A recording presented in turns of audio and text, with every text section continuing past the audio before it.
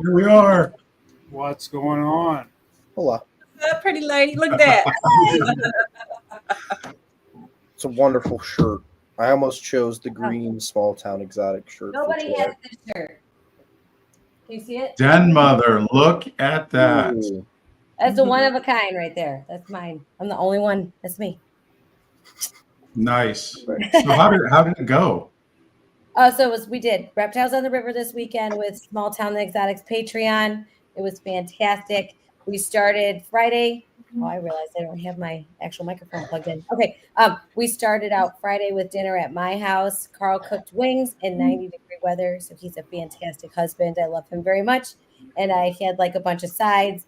People toured our reptile room, checked out both because I've got like 43 snakes down in quarantine too. So we checked out this room first and then that stuff afterwards. I made pies for dessert. So everybody had a good time. Everybody left about 10. And we got up in the morning at 6. I got up in the morning at 6:30 so I can make fruit salads and pasta salads and pack the coolers and be at the River Rats in Townsend, Tennessee. And we tubed on the river from 10:30 to 5:30 all day. We had cabanas. We tubed down the river. They would take you. You'd get a tube and a life jacket.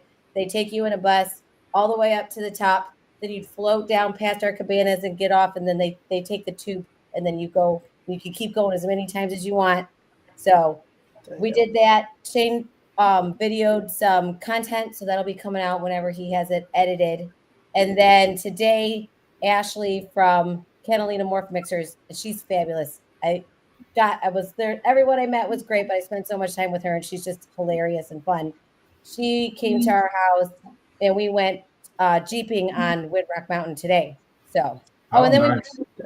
before that, we got up early again, went to Shane's house for breakfast. He made chorizo egg burritos for breakfast, and then we got to tour his room for the top 2. This was just for the top 2 tier of his Patreon. We got to tour his room, do an egg cutting. He made us breakfast. We stayed there till about 11. Then we went wind rocking. My snakes pipped, and I did an egg cutting with Ashley. Full day, huh? Full weekend. It was awesome. It was awesome. Yeah. So, what happened with this clutch? Okay, so the first girl that always goes for me every year gives me a bunch of eggs, and it's Bertha, and she's a pastel pinstripe. And last year, I thought some of her snakes had some beefy heads. So I wanted to pair her with a clown, but I didn't have any clowns ready to see if she was het clown. So I just put her, she started bull wrapping and stuff. I'm like, I need to pair her to something. So I just paired her to who I call Captain Jack, and he's a black pastel Mojave yellow belly. And so I figured I could get like jigsaws and stuff like that out of it. But I only paired him once before I realized I had a banana clown whose name was Holly Jolly, but she started developing sperm plugs. So he was a hillbilly Jim. And so I started pairing hillbilly Jim to Bertha after that every single time. Like they paired up 5 or 6 times. And Captain Jack took all the eggs, but I've got one egg that is no black in it, and it's banana pin. There's no black in it. So I got one banana het clown out of 11 eggs. Oh my God. And Jamie, are you gonna? Are you sure that the other ones are all sired by the first one? So there's no other banana, and so in it, and then of course, the only ones that would possibly be from him is if it was just a pinstripe, because he was a pinstripe or he's just a banana clown. So it would just be bananas or regular pastel pinstripes from the mom. So if there's one that might be a pastel pinstripe that could be het clown, like, am I going to test for it? Is it worth the money to test? Probably not. But yeah, it's kind of cool. Interesting. I know for sure that one was his. That's it has cool. No, and Holly could pull it up in the group chat or whatever, but there's no black, and it's super light. So I'm thinking it's a pastel pinstripe banana, but there's no black. It's got to be a banana. Yeah, I'm gonna have 3 Who Is Your Daddy clutches this year. I've never had a split clutch, but there's a chance. There's a couple chances this year that I might. There's no black. Yeah. Yeah. So we'll see when she crawls out. But yeah. Nice. Was the banana female maker or was it a male maker? Okay, so it was supposed to be a male maker. And so then that's like, are you sure she's a female? Oh yeah, she's a female. I checked her twice. She's not female. Well, that's But it worked because I needed a banana. I needed a clown to pair with her, but then Captain Jack stole the entire clutch. He was just paired with her one time, but he had some eager swimmers, so they did the job. that's pretty Awesome. nuts. All right. Yeah, never happened. That's fun. I've seen it before. Yeah. What's going on with you, Dustin? How you been, man? Good, doing better. Had a little bit of a rough patch, but other than that, doing well. I've got a few females that should be laying some eggs pretty soon. I got one girl that gave me her 30-day shed, excuse me. Oh God, a week ago. Okay. So just counting down, keeping an eye on her. Nice. She's a GHI pastel leopard het clown. So Nice. What'd you put her to? she was paired with a butter acid het clown. Ooh. So Interesting Pretty clutch. good odds on that. Get a lot of clowns. I would yeah. like to see. Well, he is clowning around. Has Both a of- GHI acid clown been made yet, or GHI confusion clown? I've seen a couple of GHI acid clowns. They, honestly, I like the idea of putting pastel to that just because it's so dark. Okay. But the pattern is really, really nice, and that's what I really like about that. And I like how pastel will kind of add to that dispersion of pattern. So Okay. I gotta look it up now because I'm curious. Yeah, that's exactly what I'm doing. Someone else. Take I over. like the while you guys are looking confusion that or up, acid clowns. yeah. While you guys are looking that up, 43 snakes was not enough for me. So I got 4 more off of an auction from the Herp and Harbins. So I have What? some boys that I've got to test, but one is a 100% het monarch, and then I got 2 others. One that's a normal pos het monarch, one that's a mahogany pos het monarch, and another one that's pastel pos het monarch G-stripe clown male. So Wait, they're all males? no, 2 are males, 2 are females. Okay. But the last one was a male. Okay. And I'll be getting all those tested and keeping them, all the ones that are pet monarchs. And I got them off an auction. You guys watch the Herb and Harbins. They've got a lot of snakes, a lot of great quality stuff. And they're tried, like she's running auctions. That one I got all 4 snakes for $100. Y'all need to watch their page. I like it. I won my very first auction recently as well on North Morning, so I'm really thrilled about her. She's a Enchi Disco Spot Nose Yellow Belly Clown. Yeah, she looks amazing. She's pretty cool. I'm looking forward. So my plans to do some Pompeii stuff with her, some Enchi Disco Pompeis. Nice. And Jamie, how are you doing with like all the shifts, all having 43 extra snakes to take care of? Like, how are you guys dealing with that? I mean, ask me in a month, I guess. Like, so we went and got them, and then they sat for a week while I went on vacation. We came back from vacation. I cleaned and fed everybody. Some of them didn't eat. I'm like, I'll deal with that in a minute. And then, so it's not a big deal yet. And then I got ready for Reptiles in the River. So right now, it's not I don't feel any different because we've been doing so much other stuff. So if I could do all this other stuff and deal with these 43 snakes, it's not that bad. You have ball pythons that don't want to eat? No, it's just because honestly, they are used to live rats, and over 70% of them took pre-killed rats or animals. Awesome. So they did fabulous. Fabulous. And the only ones that are not eating are the ones that are in clear tubs, and he had them in gray tubs. So the ones that are in clear tubs are not eating. I'm going to go get live from Alicia some live rats that are appropriately sized, and that should trigger them to eat. But with the drawer open, and they'll get used to it, but they're not used to it yet. So Got you. So You can try How chicken many broth too. That seems to work, at least for me. yeah, I'm gonna try that if it gets to that point for sure, 100%. Yeah, all my picky eaters, when I when I do the frozen thawed, I sous vide them. And so I put a little chicken broth in the bag, and I keep the rats dry in a bag, and then sous vide them in the bag. And so I put like a cup of chicken broth in the bag with the rats. And man, this last weekend I didn't do it because I just wanted to see, if there was a behavioral difference. And there was. I mean, just about everybody ate, not as well. I did a lot more of the little rat dance than I had to with the chicken broth. And I had So- the picky eaters didn't eat again. So the rats you put in a bag, and then you put the chicken broth in the bag or in the water. in the No, back. put the chicken broth in the bag with the rats in the sous vide bag, and then put the bag. I got a big stainless tub with a big industrial sous vide. So And they're just put the- wet. They're wet, but with chicken broth, and then you're using Wet, water. but just with chicken broth. Yeah. Okay. Yeah, and it's not like I'm soaking them. I mean, I got a big, huge bag full of rats. You're talking like, 12 small rats and like just a cup of chicken broth in there. And they seem to eat that a lot better. And when I fed this weekend, I'm like, I'm not going to do chicken broth. I'll see what happens. And none of the fussy eaters ate. And that was on Fuzzy Friend Friday. So I'll on try Saturday, with because say it again.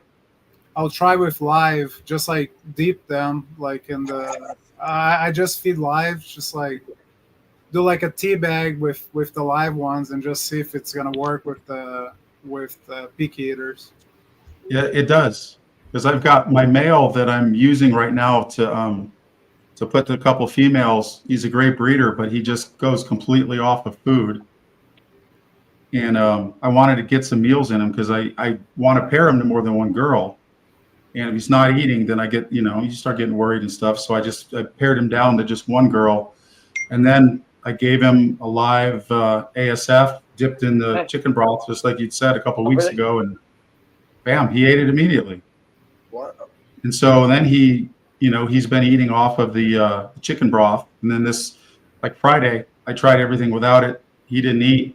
So Saturday, went back, chicken broth, he ate. And that's the reason why I pump my males. Like a lot of people like smaller males. I don't care if my males are 2,500 grams. Like I never had an issue having a big male. And when they go off food, I can hold them like much longer breeding because their body condition is much better. Like if I have a 750 gram male, and if he goes off food, sometimes I have to pick the pairings. Be very picky with the pairings. Yep. Yeah. And that's where he's at too. He's at about 760 grams. So as soon as he quit eating, then I paired him back to one girl, used the ultrasound so I'm not wasting any locks or anything like that. Well, I got him eating again. So now I'm feeling a lot better. So I recently today just got my clown boy that went off of food for 9 months to eat. That scared the hell out of me. I started making plans to like buy a replacement if I couldn't get him to, because I tried a Suzy, and he just regurgitated it the next day of stress because I had never done that. I never had to do that with him. Yep. So I think the stress of doing that with him he didn't keep it. So how old is that male? oh god, he is almost 4 now. Oh, okay. Oh. Have you tried before that? Have you tried to wash him down and change tubs and change the substrate and everything? I changed out substrate. I did a deep clean of the tubs. I even gave him a bath. He seemed to be kind of like low energy, just kind of down in the dumps, almost depressive. And if that makes any sense for a snake, just like didn't really raise his head like normal whenever I opened up the tub. And I took him out and he perked up and everything else was cool.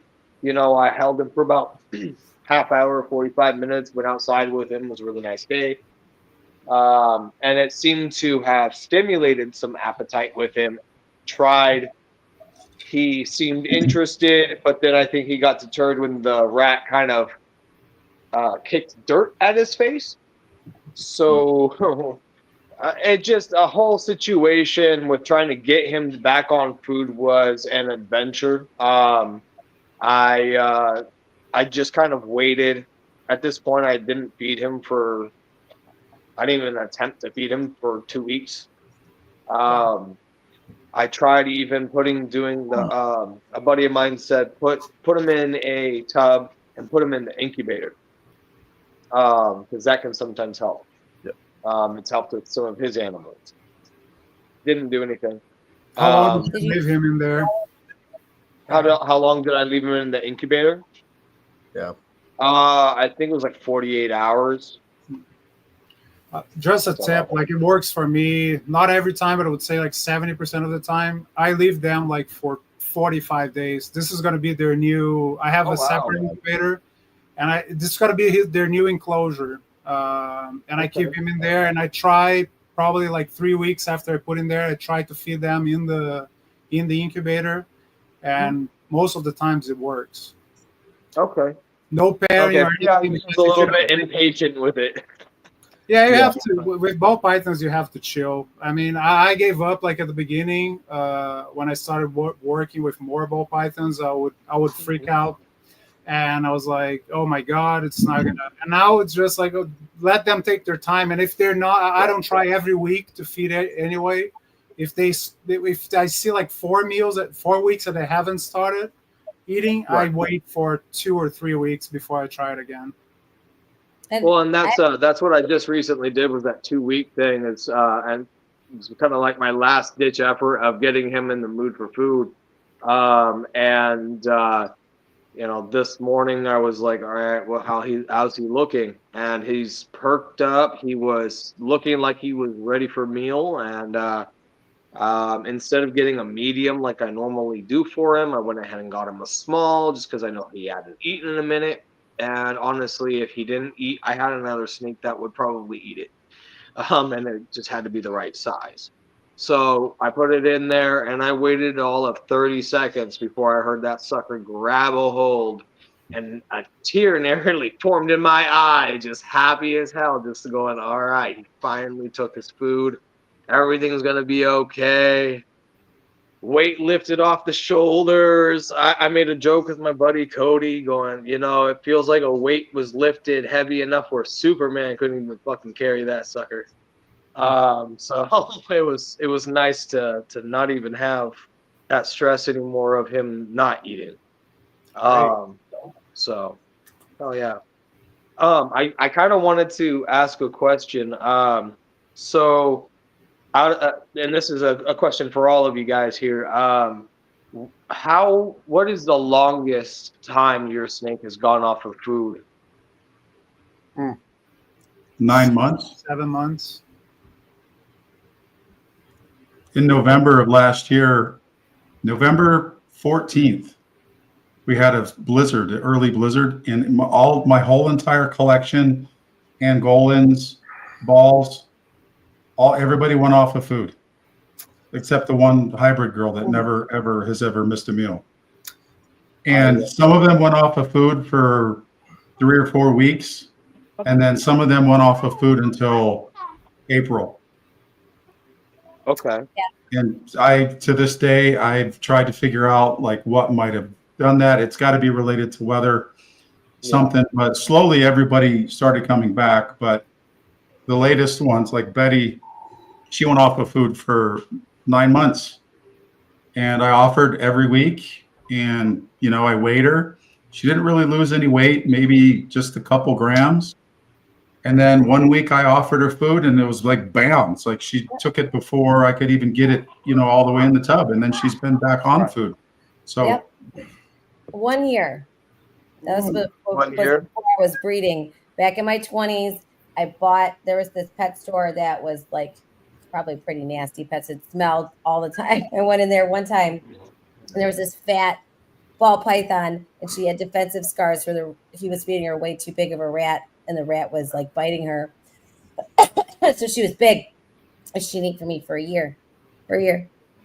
And then finally she did. She just turned it back on and started eating. But yeah, she didn't eat for a year. She lost some weight. She looked normal, but man, she looked like a blood. She was so fat.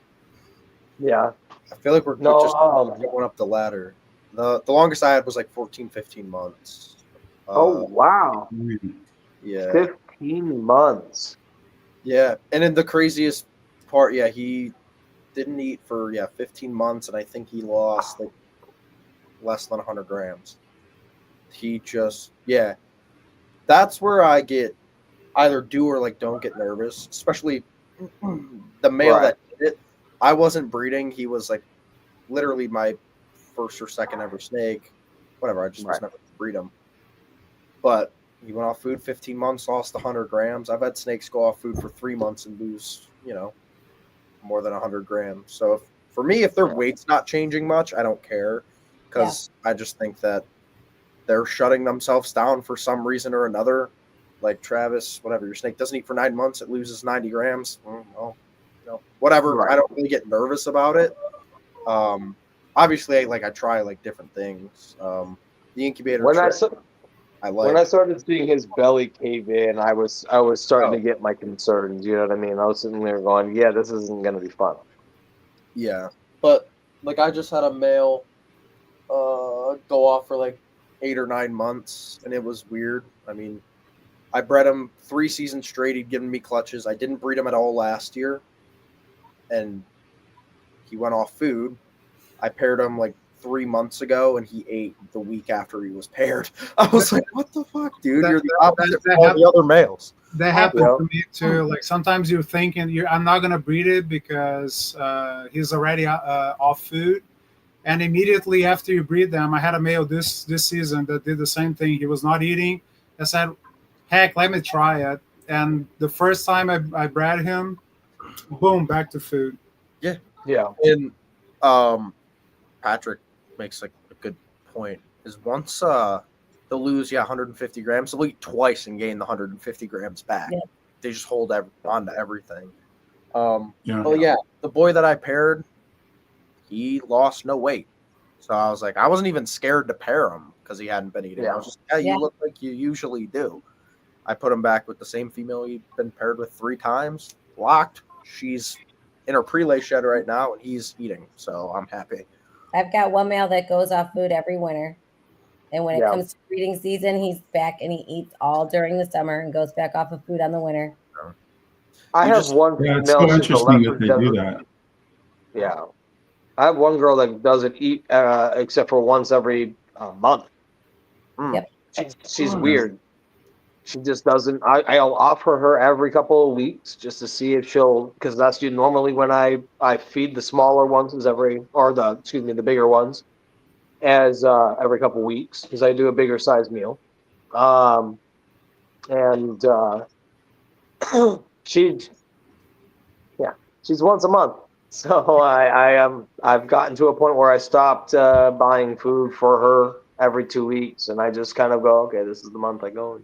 Have you tried switching the prey? She holds her weight just fine, like you were saying, Tyler, with your boy that went off of food for over a year. Like, she holds her weight. She doesn't lose any weight at all.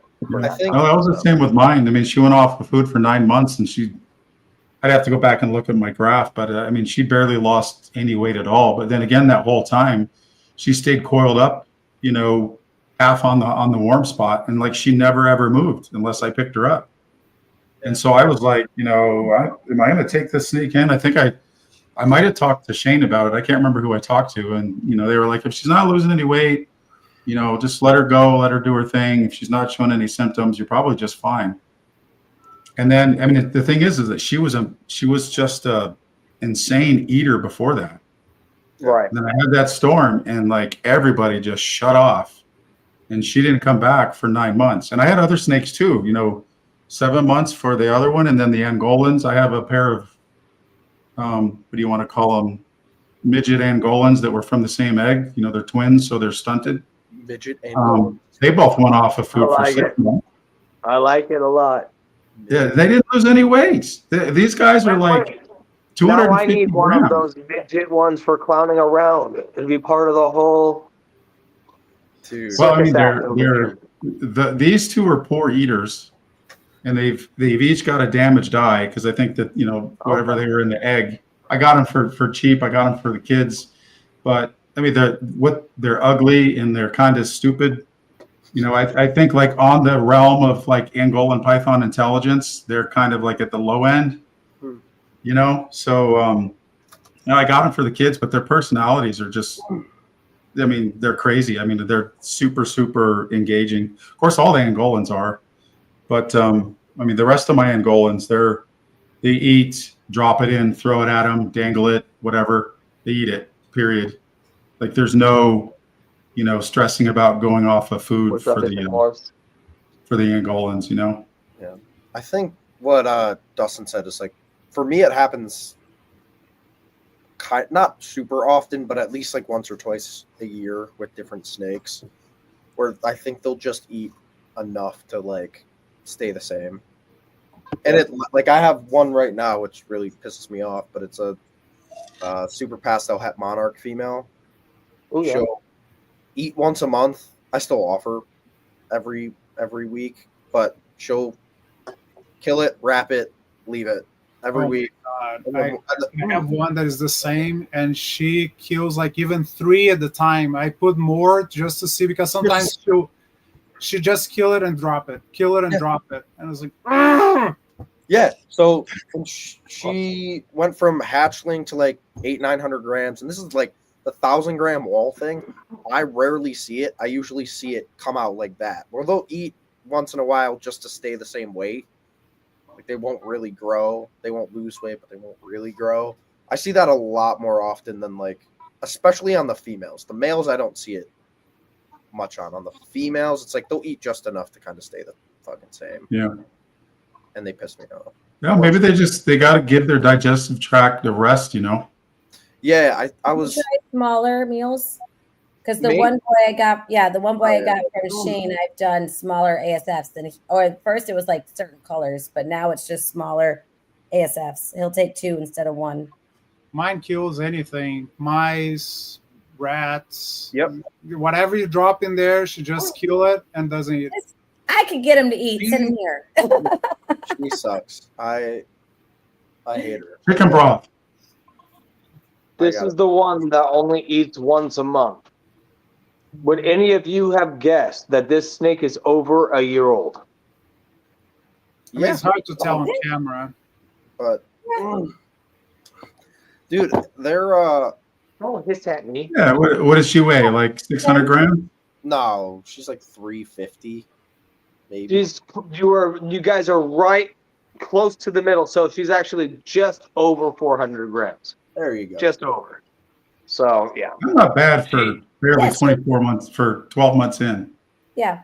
Oh, it's not bad at all. Well, no, she's well over a year old. She's pretty close. She's pretty close to that 2-year mark. And I'm not gonna lie. Yeah, That's what's crazy to me is and she holds her weight really freaking. Like you can tell, she is not underfed. Yeah. The my buddy Rossi Reptiles had a snake exactly like that. When I went to his place the first time, it was about that size, and it was 2 years old. 2.5 years later, she's gravid. But like, I went over the other day, and I was like, "Holy shit, dude! That snake was 4 years old. It's like 1,400 grams, 1,300 grams, and gravid. Like, it took way too long to get you up." Well, and that's why this girl She is always actually was like going to that. be going Never over skinny. as a pet. Yeah. So I'm selling her off as a pet to a buddy of mine. Yeah. She'll do better that way. She's going to take way too long for me to use for breeding, so I'm going to go ahead and sell her off on that. I already have my eyes peeled on this girl that's going to make way more sense for my project anyways. Nice. Not that I won't miss her. She's a beautiful girl. Travis, you want to hit Sponsors? sponsors? And then I'm going to go grab my first clutch of the year because they all shut out. Yay! Find it. If you need to accelerate your breeding plans, use Charlie at Grey Rider Reptiles for fast and reliable shed testing services. His testing services offer both speed and accuracy, ensuring that you receive dependable results in a timely manner. As a valued customer, he is happy to offer you a 15% discount on your purchase. Visit www.shedtesting.com, and use code TEXOMA15 during checkout to take advantage of the offer. Limit of 2 uses per customer.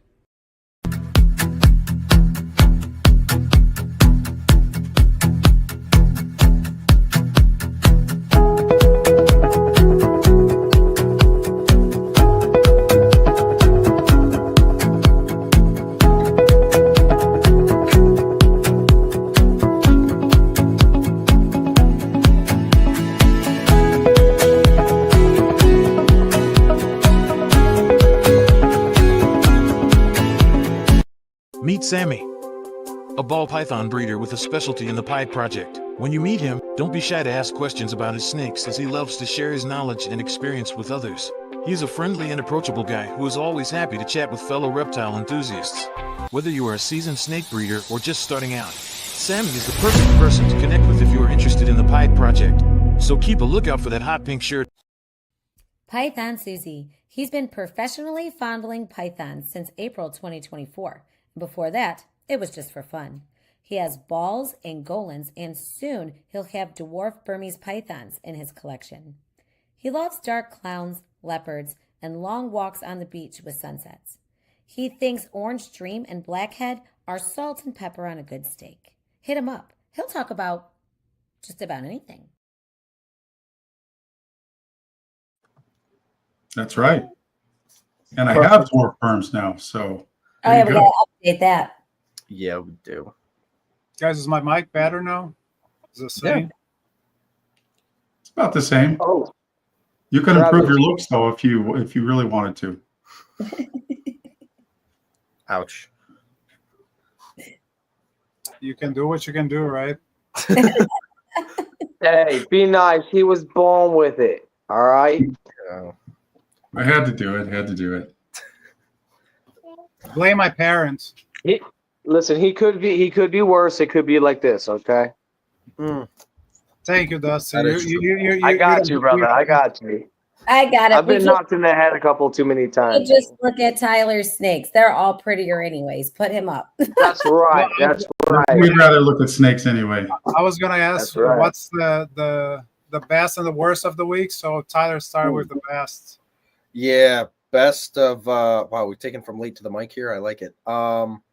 Best of my week was this clutch shedding out, and I'm gonna say this for every freaking clutch I get this year, but one of my most anticipated clutches laid this week as well, so I was pretty happy with that. Worst of the week, I had one of my breeder females die. Oh, dang. She was gravid and due to lay any day. I don't really know what happened. The only thing I could think of is a couple years. This is the first time she'd ever been gravid. She was an older snake, and about 3 years ago, she prolapsed. I fixed it. She was good. Didn't pair her for 2 seasons, even though she was good. I was like, okay, we'll give her a shot this year. I don't know if that had anything to do with it. It was the fact that she prolapsed, and she was still 4 days, 5 days pre when she was supposed to be due. But I came down here the other day, and she was dead. So That's had it. to and it wasn't a crazy clutch or anything like that. It was a banana pied female, and she was paired to a KRG leopard ivory het pied. So just some cool pied combo stuff that I'd like to see some banana KRG stuff. So it was pretty sad because I kind of nursed her back to health once she prolapsed and she was good and whatever. But Yeah. that was the worst of the week. But okay. Back to All right, let's- stuff, not the sad shit. Pairing here was a pinstripe clown pied het hypo to pastel leopard double het clown pied. So all these babies are at least double het clown pied and 50% het hypo. Leopard, pin, double het, again, possible triple het. And I've sexed 2 of these, but the rest I haven't. So leopard, pinstripe, double het clown pied, posset hypo, male. Well, show us your pop on the camera. Show us how the experts do it. Oh, you're too low. Too low. Too low. Just like that. Male. Yep. Yes. We're gonna go up the scale here. There's one in here that's an absolute asshole though. So you can go over there. It's already bit me like 5 times. So this is pastel leopard pinstripe, double het, clown offset hypo. I really some of this stuff visual pied wise looks yellow belly to me, so I don't know if there was yellow belly in the pairing at all. This almost looks yellow belly to me as well, but I don't know. Another male. Yep. Okay, looks like I did pretty bad on this clutch because the 2 that I did sex were also males. Sex wise, I mean gene wise, I did pretty well. Ooh, thanks, thank you. Leopard pied het clown. Can I get my first female in the clutch, please? I'm gonna sex it here so I don't get bit. There we go. And it's a female. Female. So you 2 I already did. So you guys can go right here and stay there. That's not happening. Yeah, I know they suck. Next, this is the actual really neat one in the clutch. Pastel leopard pied het clown pos het hypo. You just bit yourself, dude. That must not have felt great. Actually, I don't know. Be a female. I need females. Get in there. Okay. Nope. Male. Male. Next is pastel leopard clown. Het pied. I do like the leopard clowns. Yeah, I just shipped out a pastel leopard clown het pied last week. I did a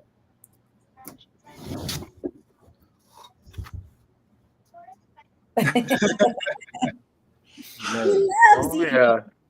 so Be afraid. Be very afraid. So that's a female pastel leopard clown het pied pos het hypo.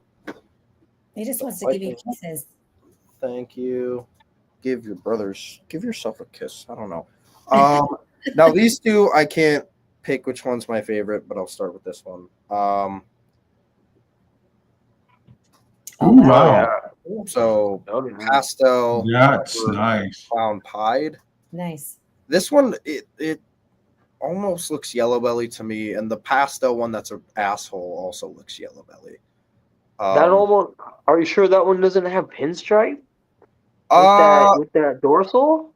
No, that's the leopard, the double striping. That's still the leopard working with it. Okay. So this pastel leopard clown pied, and then it's What is that on the neck? Is that some paradoxing? What is that? that That's smart. a lot of pieds have like gray necks. Or chins. Yeah, gray necks, gray Okay. chins. This one When my first pied, I thought it was scale rot. It was on her chin. I was like, what the heck is that? It's just her color. I thought it was a new gene. I called like the dude at the time. I was like, bro, my fucking pied's got a black chin. This is cool. And he was like, everyone has it. Oh, thanks. More kisses. You have become second favorite in the clutch. Now I have to pick which one is second and first. No, that's beautiful. You got holdbacks out of this, I'm assuming? 0 holdbacks. Yeah. Everything's for sale. Yeah. So this is pinstripe leopard clown pied. The pin makes the saddles like a solid color. Yeah. And Okay. it's got them and then tail. Yeah. Nice. Is that male or female? So the 2 clown pieds are males. So that's why Oh, if they were female, I would definitely keep them. keep them down. But the father of this again is a pinstripe clown pied het hypo. So the only thing that adds is leopard. So at this point, I'm not holding a male Right. back for again one singular codom, unless it's a much Monarch. better codom than like leopard. Yeah. You know what I mean? Like if it was like a stranger pinstripe, whatever, like I would probably keep it. But leopard I can add in a ton of different females, and I have a lot of chances this season to hit Noah better Allen clown Miller. pieds Pick it up. than that. I Okay. have 2 chances for hypo clown pieds. Hopefully I'll be lucky enough to make a toxic clown pied this year. That would be huge. Yes. Yeah. So clown pied's going to be fun this year. But yeah, all of that entire clutch is available. Or going to be available once they start eating. I wished it wasn't. I would have kept both of those clown pieds. But You can't win it all, right? yeah, I was super happy with the odds on the genetics, and I feel like it usually goes this way for me, where it's like, oh, 2 clown pieds, only got 2 double hets, like rest were at least visual pieds or clowns, and then it's like, oh, well, you got 6 males and 2 females. So hopefully I'll hit some more clown pied female stuff this year and be able to do some pair deals, and some of the stuff might be good, like auction deals too. I like a lot of the auctions I do are pairs, like the stuff I not held back, but had left over from last season's pairing from this female actually. It was pastel leopard double het to just a clown pied. I sold the last 2 babies I had was pastel leopard clown het pied and a leopard pied het clown. Nice. As a 500-gram pair on the auctions last week. I feel like they usually go a little bit better in male female pairs on auctions than just single stuff, if they're not super high end or higher end auction animals, if you know what I mean. Sure. Do you think that it's better to put your animals on auction than dropping the price really low? Don't you think you might be able to get more money than the auctions might give you? A lot of my auctions I do at no reserve but a start bid. So I've done actually 2 auctions no reserve, and they both didn't go very well. So from now on, all of my auctions are start bids. So if I leopard pinstripe double het and the pastel leopard, pied, whatever, I'd be like, okay, my start bid's $300. But if you bid 305, I'm happy. You know what I mean? So auctions have been decent for me to unload some stuff. There's been some where I'm like, I wish I could have gotten a little bit extra for it, but at this point I need more hatchling racks and stuff like that. So yeah. And I always bring stuff to shows before I auction them. Yeah.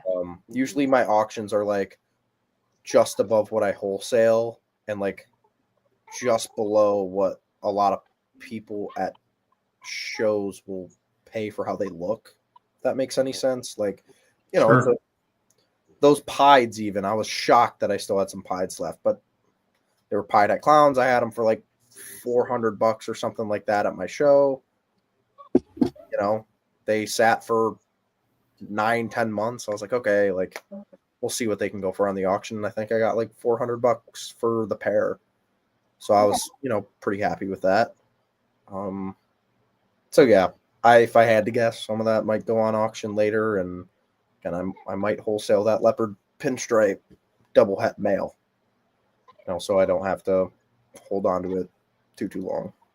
I know as a consumer myself, when I'm looking at the auctions on Morph Market and stuff like that, when I see reserve price not met, it actually just kind of deters me from that, because it's I find if you're gonna have a reserve price, you might as well have a starting bid.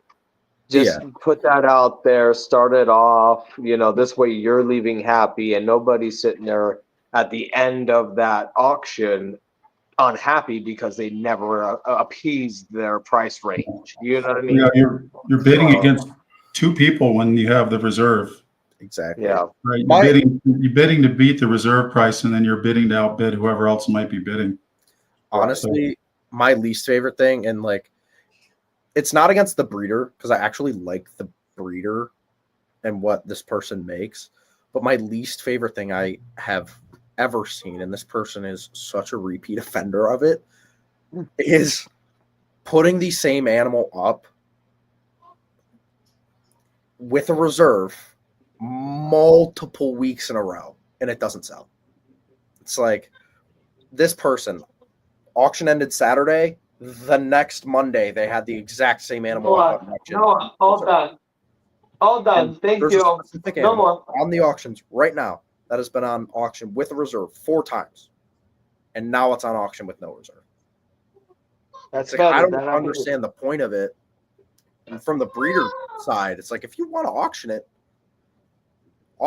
Let us know what you want for it, because obviously it's not getting to what you really want for it. Like, stop listing it over and over and over and What over. I also don't like, and I've noticed, and people think they're fucking slick about it, and excuse my language, but it irks the hell out of me, is when breeders will sit there, put them on auction, and as soon as you put in a bid, within a split second, a higher bid is there. And I know it's not somebody sitting there waiting. I've seen it happen so many times with certain breeders that it's like clockwork. It's every single time you go and bid on anything that they have. So I know it's not anything like that. It's not another consumer. Well, it can be. It can be now because they have the max bid. Yeah, you have an auto bidder for people who pay. Yeah. Yeah, and I've done that. And my max bid is like $500. If you bid 100, it'll bid 105 like instantly or whatever. Yeah. It'll go up in $5 increments Yeah. until I hit my max bid. Or Yeah. like if you put in a max bid at 550 and I put mine at 5, it'll automatically go to 5. Yeah, and I've done that too. I look at the snake and I'm like, what would I pay for this snake? And still feel like I got a deal. $600, right? $600. It's like eBay now, basically. Yeah. Like, The one thing that happened to me, and I was about 90% sure, the last snake I won on auctions, I had, my limit for it, and I was right there, and it's a very solid round number. And I kept, bidding in, I usually do like $50 or $100 increments, right? So I'm getting down to my last one. We're at a solid number. I'm like, shit. If it's not this one. And the guy kept waiting till 10 seconds, bidding again. Waiting till 10 seconds, bidding again. I was like, fuck, like this guy's going to do it again. I hit that number.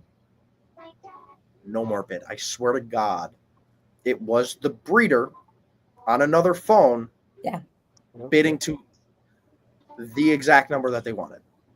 You know what I mean? Like, it was so perfect the way it worked out. It was like, okay, it hit it. Drop the phone, leave. They can have it, kind of deal. Which is, I don't know.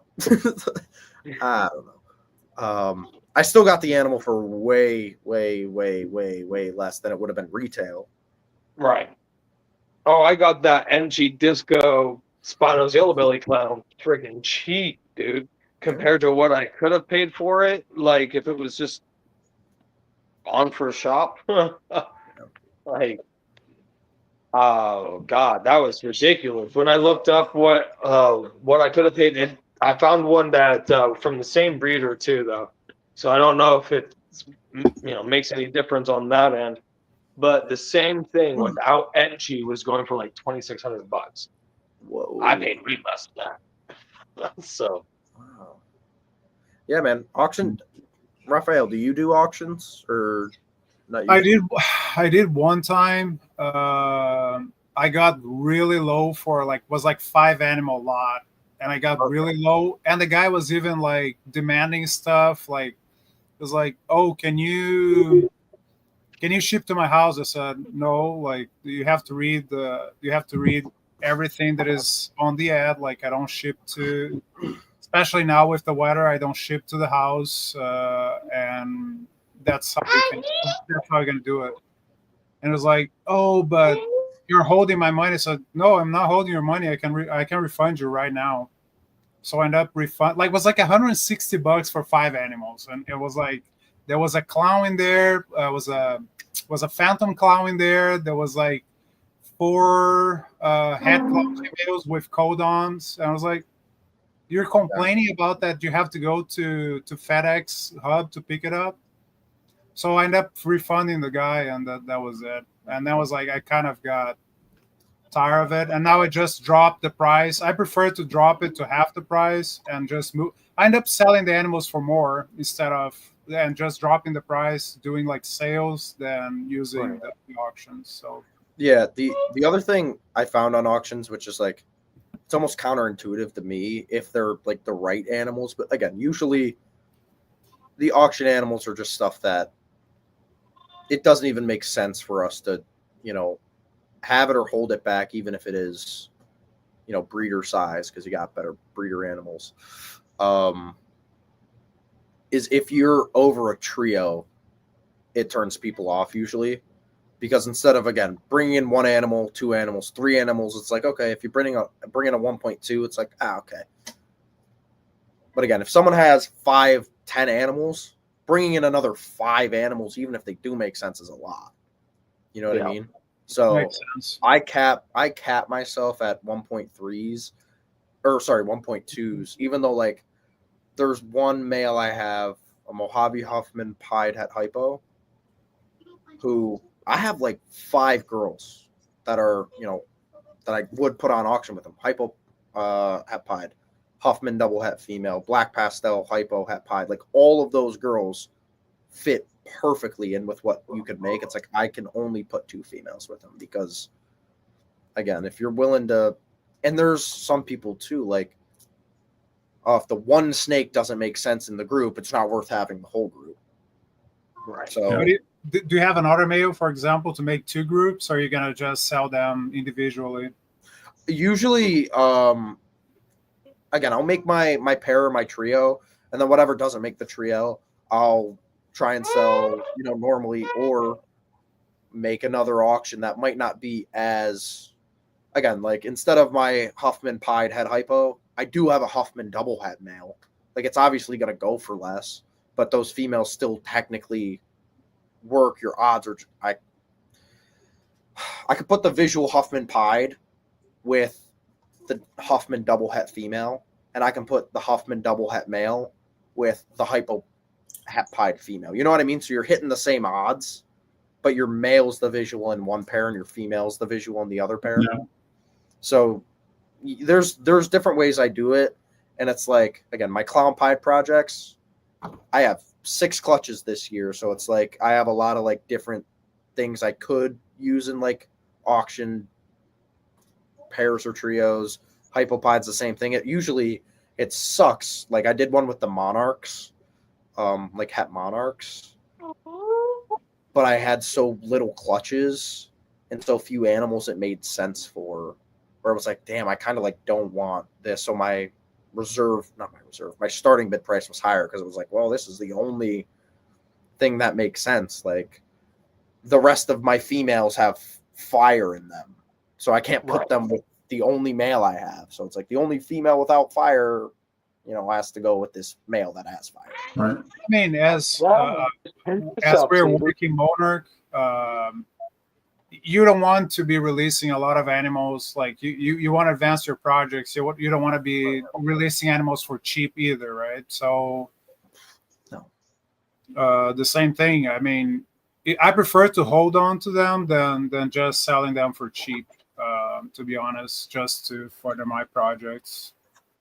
Yeah, I think for me it 100% depends on the type of animal. You know what I mean? The genetics of it. Like if they're 100, if I hit normal double het clown pied males in here, they get 4 meals and they're wholesale, right? Like, again, that like leopard pinstripe is probably gonna have 5-6 meals. I'm gonna take it to a show, maybe 2 shows. Hey, if it doesn't go, like either to the wholesaler or to like the auctions. And if it's not that, I've been talked to about doing Palm Street. I'm looking into it. I don't have enough stuff right now to do it, but in a few months when I have a lot more babies, I might do it because I hear you get in between, like you get more than wholesale and a little more than auctions. But is it, you know what I mean? Is it worth it? But for me to house like, 300, 400 babies at a time. It's Yeah. like I got to get rid of some of the stuff that legitimately makes zero sense. The pieds or the visual clowns, I'll still hold on to. Like, I know people personally who wholesale clown pieds.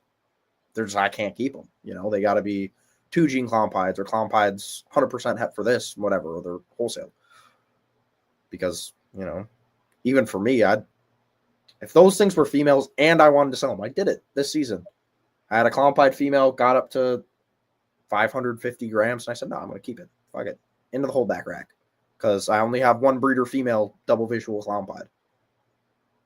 So, yeah, that's where it's like there's like 4 or 5 different tiers of like things in my head that make sense. It's like automatic wholesale, hold on for a couple of shows, and then like they either get wholesaled or like auctions.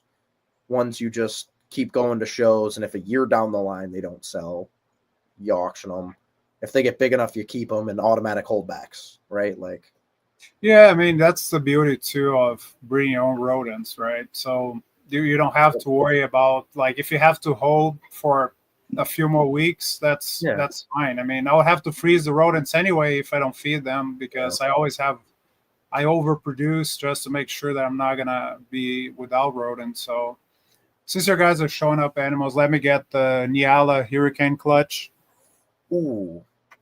Yeah, for me, the other thing is it's not as much the rodents as it is the actual bins, the bin space.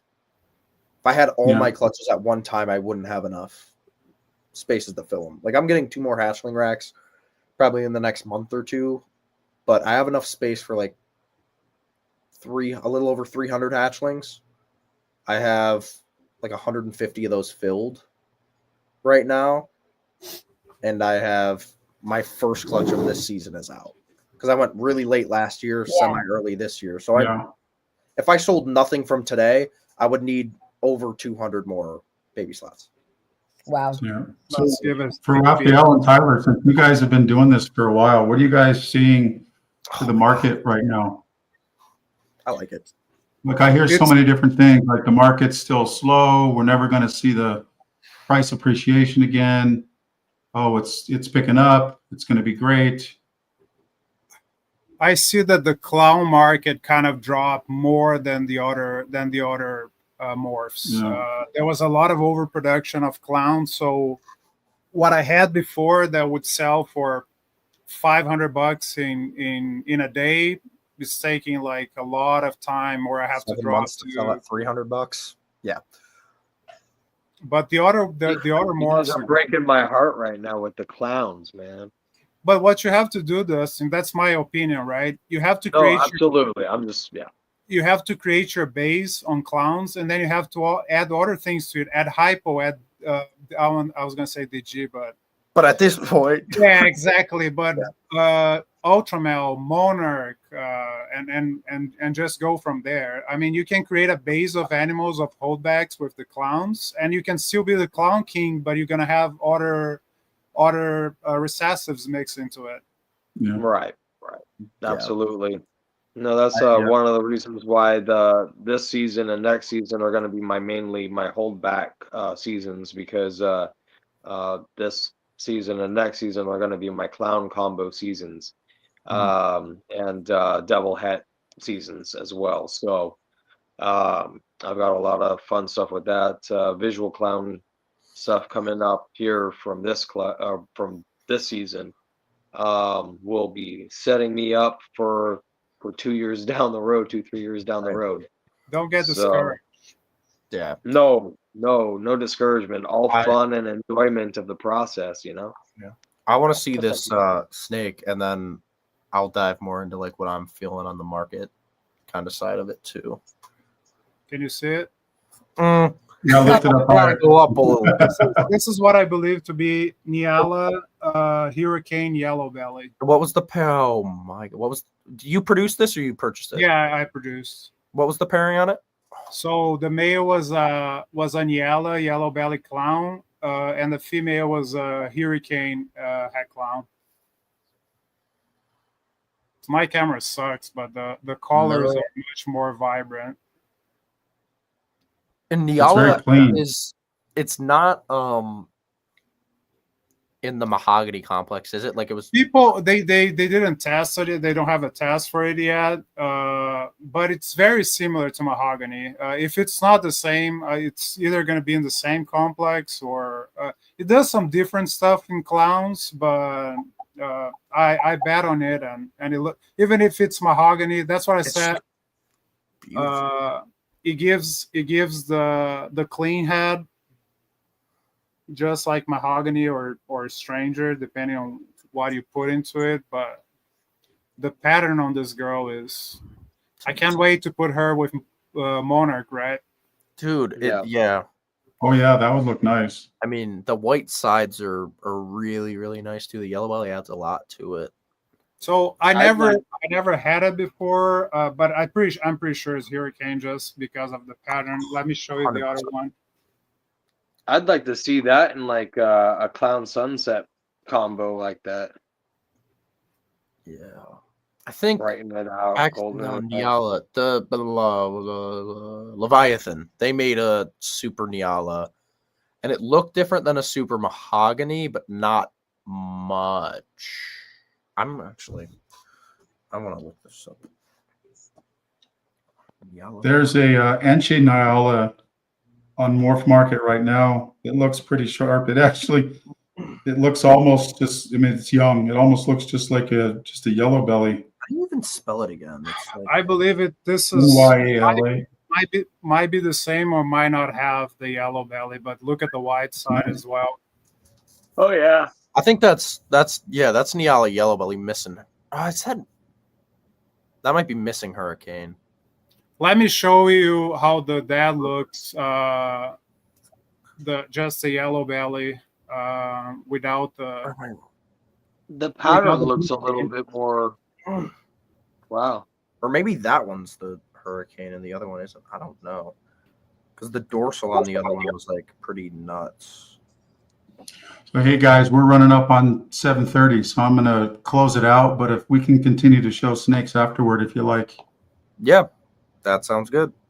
All right. Hopefully I don't screw this up. All right. Thank you guys. See ya. All right, guys. Thanks, It's been great. Thanks for having me on again, guys. You betcha. Hopefully when I end this, the outro goes. Perfect. Should we freeze?